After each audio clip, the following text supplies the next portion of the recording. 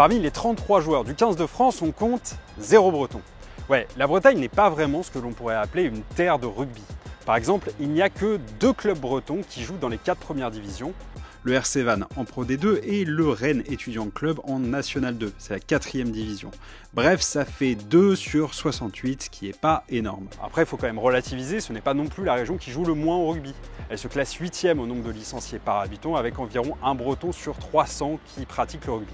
Mais au vu de la proximité géographique et culturelle de la Bretagne avec les îles britanniques, on aurait pu se dire que la région avait vraiment tout pour adopter ce sport. Et pourtant, ça n'a pas été le cas. Alors qu'est-ce qui s'est passé? Pour ça, il faut faire un peu d'histoire. Le rugby s'est diffusé en France à la fin du 19e siècle, par plusieurs biais. D'abord, par l'école. On est au début de la Troisième République et à ce moment-là, on cherche de nouveaux moyens d'éduquer la jeunesse et ça va notamment passer par le sport. Pour ça, on va regarder ce qui se fait un peu partout et notamment du côté de l'Angleterre, d'où on va ramener la pratique du football-rugby. Oui, parce qu'à l'époque, les deux sports ne sont pas clairement dissociés. C'est comme ça qu'il arrive d'abord dans les grands lycées parisiens et puis qu'il va se répandre progressivement en France dans les établissements scolaires. Et là déjà, ça a coincé en Bretagne.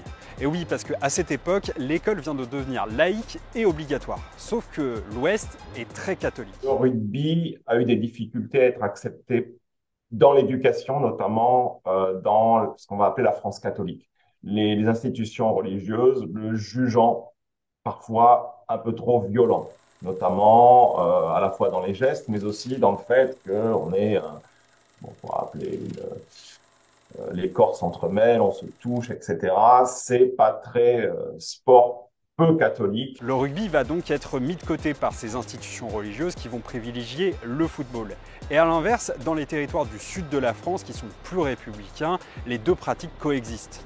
Et puis un autre élément, c'est, comme vous l'avez dit, les échanges commerciaux. Alors qu'on a identifié très, on va dire, au milieu du 19e siècle au Havre, mais que l'on va pouvoir identifier en particulier à Bordeaux, voire à Nantes. Mais à Bordeaux, c'est autour du commerce du vin en particulier qui va descendre le long de la Gironde et du canal du Midi, qui explique comment se développe et se diffuse le rugby autour du sud-ouest. Dans tout ça, le rugby ne s'ancre pas en Bretagne, à l'inverse du sud-ouest qui commence à développer une vraie culture du rugby avec un maillage de clubs qui facilite sa pratique et tire le niveau vers le haut. Alors que quand vous êtes en Bretagne, c'est pas qu'il y a plus de rugby, c'est que c'est toujours plus compliqué. C'est-à-dire, dès que vous voulez aller un peu plus loin en termes de compétition, vous dépassez les limites de votre département, eh bien, ça devient difficile parce qu'il faut aller très loin, il faut faire des déplacements. Et dans les années 30, dans les années 40, c'est pas évident du tout. Donc la dynamique est un petit peu coupée et le football, à l'inverse,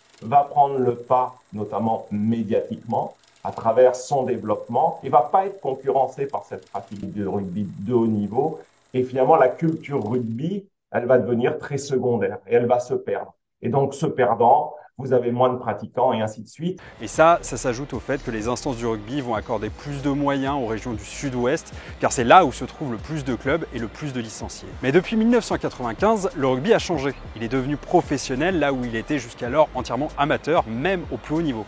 Il a donc fallu trouver de nouveaux publics, la Ligue a aidé certains clubs à se développer et dans le même temps, la fédération a été obligée de développer la pratique de manière égalitaire sur tout le territoire.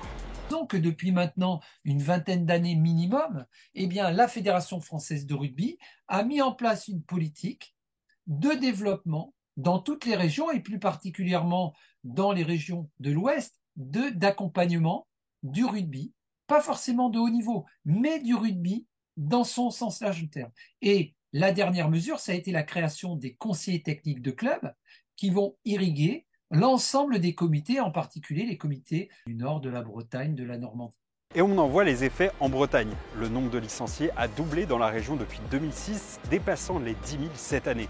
Le RC Vannes s'ancre depuis quelques années en Pro D2, atteignant régulièrement les phases finales. Et des joueurs émergent de la région comme Nolan Le Garec, le demi de mêlée du Racing 92, Caroline Drouin, la demi d'ouverture du 15 de France, ou encore Arthur Coville, qui était en 2018 le capitaine de l'équipe de France des moins de 20 ans lors de leur titre de champion du monde. Bref, le rugby commence vraiment à prendre dans la région et la Coupe du Monde qui se joue en ce moment en France ne peut qu'accentuer sa démocratisation.